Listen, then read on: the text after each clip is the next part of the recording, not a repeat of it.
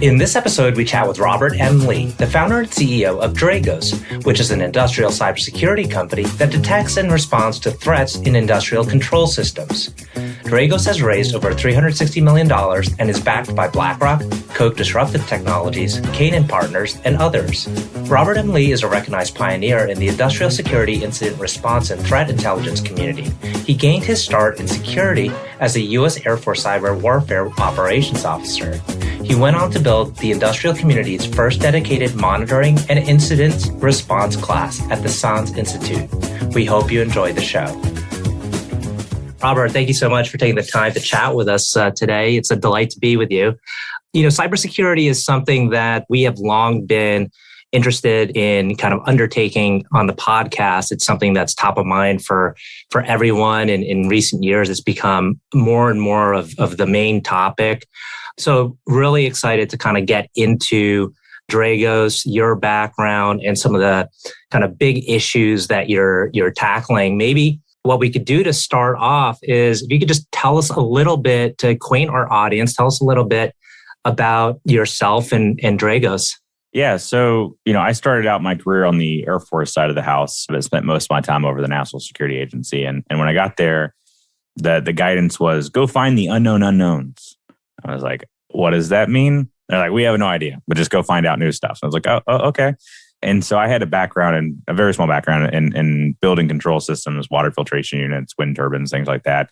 I was like, okay, well, what are we doing about industrial control systems or ICS? And they're like, what's that? I'm like, oh God. Yeah, okay, never mind. We're going to focus there. It's kind of everything. And so we ended up focusing the team there and finding that there was a variety of state actors and others targeting industrial control system environments, whether it was the big couple names you're always familiar with, but also state groups that we didn't even think had cyber programs were already active targeting industrial control environments. And to familiarize the audience and everybody with these, it's quite interesting where essentially everything that interacts with physics has some aspect of control systems. And when you talk about cybersecurity, a lot of cybersecurity investments over the years have been focused on apps and cloud and what we would generally refer to as enterprise IT or information technology. But the reality is what makes a lot of these companies critical, what generates the revenue, what holds the intellectual property, what makes them important in national security, all that stuff is the industrial control environments. And they've never really been invested in it at all. And that probably was okay 15, 20 years ago. But as 10 years back and on really was not okay, because a lot of these environments are getting connected up in ways they never have been before. Call it digital transformation, industry 4.0, whatever, kind of buzzword you want to throw at it. And so really where Dragos came onto the scene is I had left the government in 2015. I got called up to lead the investigation in the first ever cyber attack to take down electric power systems, which took place in Ukraine in 2015.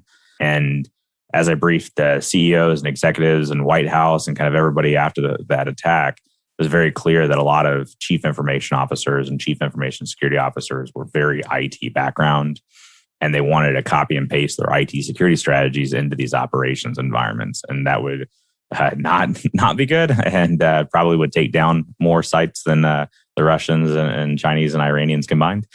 We put a focus on let's build a technology firm explicitly focused on industrial control system security. And so, founded the company in 2016 and been doing that since. Well, it seems like for a layperson, it seems quite daunting to kind of undertake industrial cybersecurity and protecting, government agencies, large industrial companies from impending threats internationally. From some people who are very sophisticated. We hear about kind of attacks coming from, Russia and other places, like that. How did you kind of, start? What was did you start with one product, one solution, and first go deep in that area? Fast forward, you're a big company today. You raise a lot of money. Interested in understanding the early days. Yeah, I think it's a struggle to even understand what all industrial is. Because everybody can think of, electric utilities. And then they go, okay, well, gas pipelines. And water too. And it's like, guys, it's everything. It's manufacturing, food and beverage, pharma, chemical, paper and pulp, rail, aviation. It's, again, anything that deals with physics. We generally say it's everything but financial services and like banks, but even they have a lot of control systems, building automation systems and similar. And it's hard outside of that kind of niche community even though it literally runs all of the world and all the revenue and all the things that happen. I mean, you talk about the cloud. Well, what do you think powers the cloud? It's the data centers with all their control systems, right? But it's kind of hard to convince people of that. And I remember when I founded the company, like I was told, oh, you got to go talk to venture capitalists. I was like, oh, okay. And I'm a kid from Alabama. I don't really know all that world. And I went out to Sand Hill Road and did all that everybody else does. And, it was an hour-long conversation, and 50 minutes of it was, what's industrial? And what's the size of the market of industrial? And 10 minutes on, okay, well, what is Dragos doing and why are you important? And I found it, I don't know, I don't want to like make fun of too many people because I'm sure that's like the easiest thing in the world is to make fun of venture capitalists, and that's not fair. It was really stupid, to be frank, of we're innovative and disruptive and we want to invest in all this innovation. Oh, you're different. No, I don't like that. I'm like, what? Like, you don't fit in the spreadsheet with the rule of 40. I'm like, what are you doing? And so, yeah, it was a little weird to get started. So how we did it and kind of how we started off, to your point, was really focusing. And I think everybody wants, like, what's this horizontal solution that you can sell to everybody for the minimum amount of investment and all this other crap? Or are you using artificial intelligence so that you're efficient? I'm like, what? No, like we're using humans who know what to do and we're codifying that in software. They're like, oh, that sounds bad. I'm like, but it works. Like that's what you should do. And so I think, early days were definitely a struggle in the venture community, but we just kept to our guns and we said, look, we're going to start in the electric community. We're going to go solve that problem. We've got one technology solution. I'm not looking to build a bunch, but I'm going to make sure it really satisfies their use cases first. And we did that, and we did extremely well in that community and saw a lot of reaction very, very positively. And then we said, okay, well, we did really well in electric. Let's continue to grow that, but let's focus on oil and gas challenges. Did that one. Great. Okay, now chemical. Okay, well, now pharma. Hey, we have enough resources. Now let's knock out food and beverage, paper and pulp and aviation and rail next. And so we almost went vertical by vertical, even though the technology itself works in any of them and doesn't need really a lot of modification. When you talk about kind of the content that goes into it and the go-to-market motion and the expertise in the team to be the ally and partner for those firms going through this journey, that was the piece that was really important to do well. And it was very much not in any of the venture playbooks that got thrown at us. And we were very fortunate to find folks along the way that wanted to resource us that weren't from those communities. And again, I'm not trying to put everyone down. There's a lot of firms along the way that we found that were actually really phenomenal.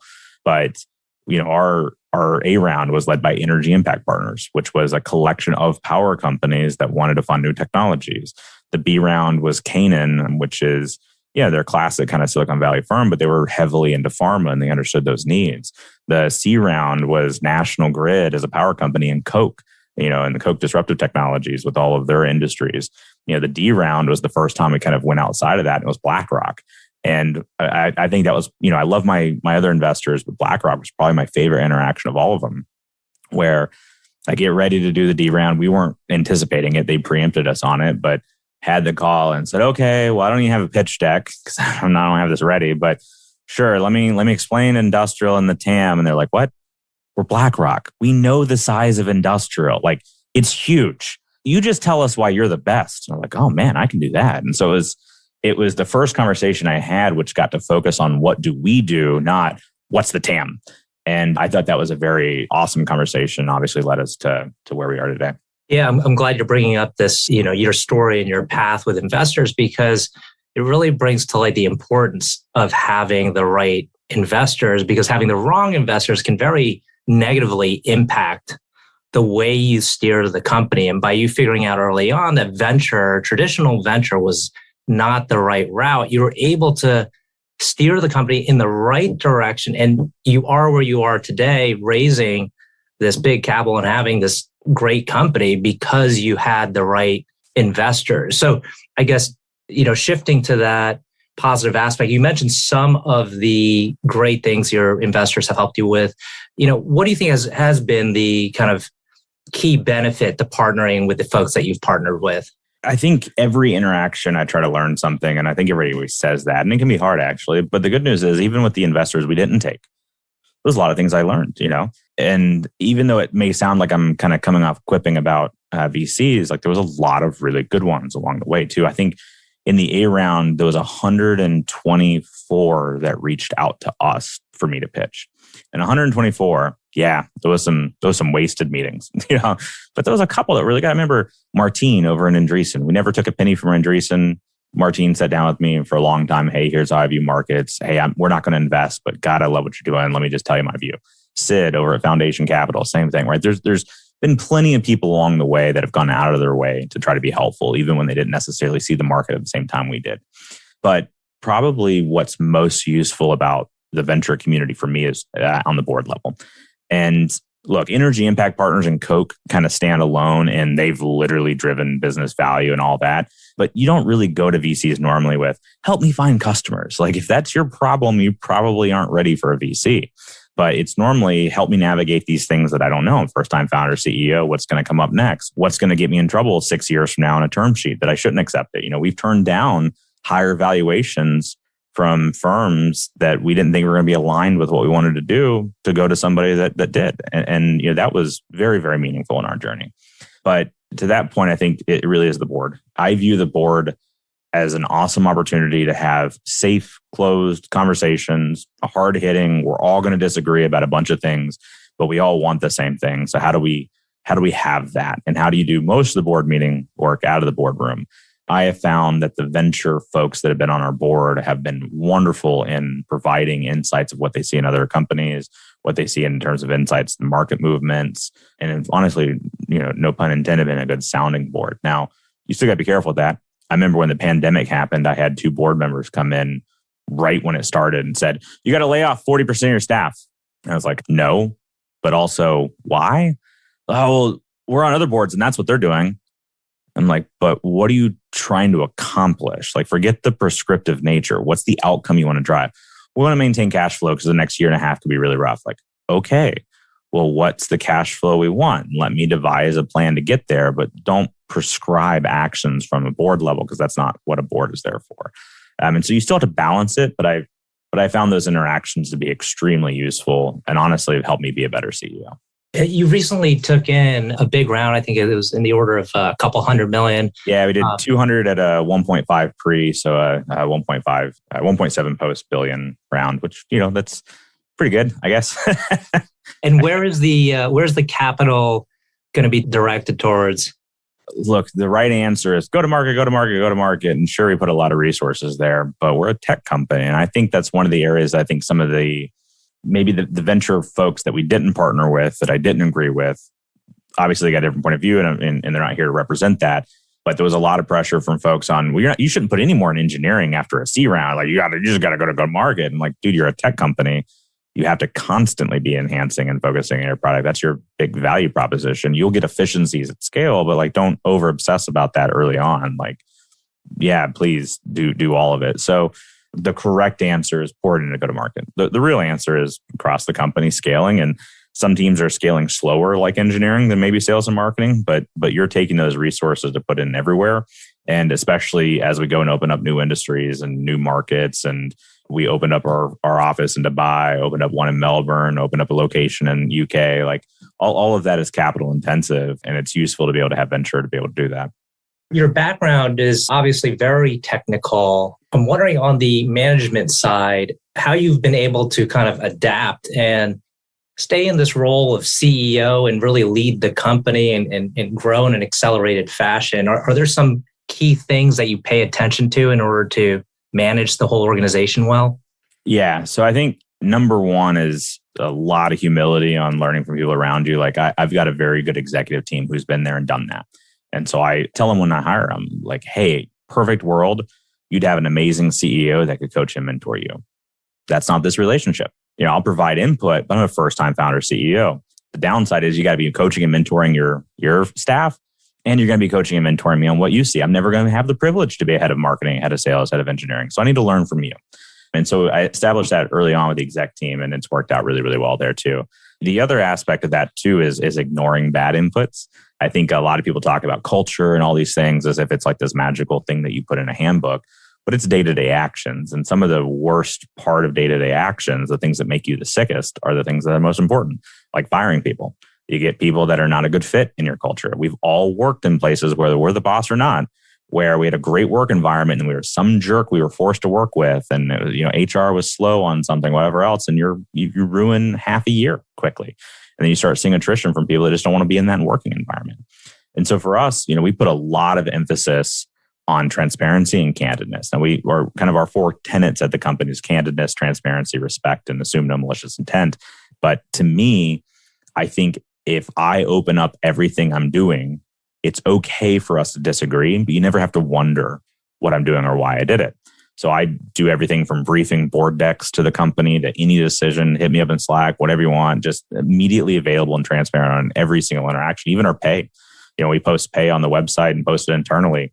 List the pay right on the job. Hey, this is exactly what this is. It's one number, no negotiations. Here you go. This is what it is. There's no questions. And so it kills a lot of what happens in remote work environments or young startups where you have maybe distrust or secondary narratives or back channels. Just immediately gets rid of all that. And I think that was very useful. And then again, there's plenty of bad advice. I remember one of the first venture folks that we took money from, not EIP, but another one, pushed on us and said, well, you're a technical CEO. We should hire a COO to support you and do that. I was like, that doesn't make any sense. What are you trying to solve for? What am I not doing that you want me to do? Let me know. Well, usually technical founders have a CEO. And I'm like, so there's like this playbook aspect that people want to pretend that exists. And to any founder out there, I would just throw that away. Like, know yourself. If you're having troubles with that, it's not a bad thing to bring in a COO. But if you're not, don't just do it because they've seen it before. And so there was plenty of choices that we ignored along the way that were probably more impactful than any choice we did make. We're coming up on time here, and I typically like to ask a couple closing questions. And this one maybe relates to what you were just talking about and how you lead and really think about what you're trying to solve for. Is there a leader that, it could be across in any domain? What's interesting here is you've worked in different domains. Any leader that you think is particularly effective and one that you try to emulate? Yeah, there is. You wouldn't know him though, but there was a gentleman that I worked for, Colonel Gaudet, in the military side of the house. And there was a lot of these leadership principles that I thought was very keen. If I could think of somebody publicly, I'd probably harken back to like the Colin Bowles and folks like that have constantly put that service-oriented leadership in front. And, I kind of roll my eyes about a little of it at the same time that I'm praising it, where I see like these leadership books and it's like leaders eat last or like your people come first. And to me in the military, and I hope this doesn't come off as arrogant, but it's like, no shit. It's like, what's the lesson here? Like, did you expect that this was about you? Because it's not. Like, well, how did we have that disconnect? And so there's a lot of basic leadership skills that are surprising to me that they're in books. And I think that's my bias coming out of the military. Everyone's got their experiences and biases and no one's better than anybody else. But on the topic of like, if you're I was an officer in the military. As an officer, I was the least important person in that unit, right? Like my parents were enlisted. They're the ones that do the real work.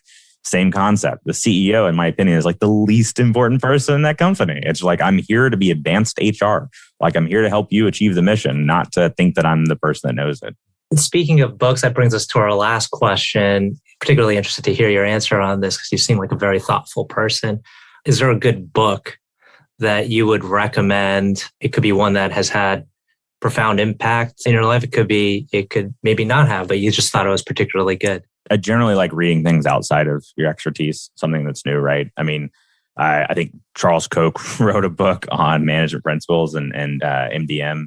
And I thought that was actually a phenomenal book. And I think when people hear the name Charles Koch, sometimes they have a reaction one way or the other. I've met the guy, he's nothing but a phenomenal leader. I thought his book was phenomenal. But I like reading stuff, again, that's kind of outside the scope. So William Lawrence is on strategy, phenomenal. Thomas Rid has a book called Rise of the Machines that looks at the early days of espionage around things that then eventually evolved into cybersecurity. That was a phenomenal book. There's plenty of them out there, but I'll also add that all of us should remember that Calvin and Hobbes is also a phenomenal read and can help bring a little humility in our day-to-day life. Excellent. Well, that's a great note to end on. Thank you for those recommendations. Well, Robert, thank you again for joining us today and sharing your insights. I know our audience will find this very helpful. Thank you.